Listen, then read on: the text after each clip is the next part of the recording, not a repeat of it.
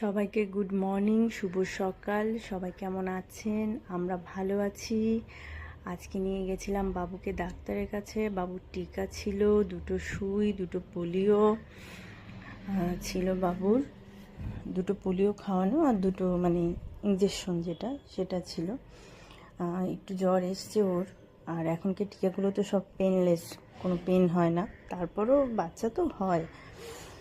আর আজকে রান্না বান্না করছিলাম, ওখানে এটা মাছের তেল করছি, বেগুন আলু দিয়ে মাছের তেল, আর ইলিশ মাছের হচ্ছে গিয়ে মাথা দিয়ে, আর পেঁয়াজ লঙ্কা ওসব দিয়ে হচ্ছে কচু শাকটা করেছি।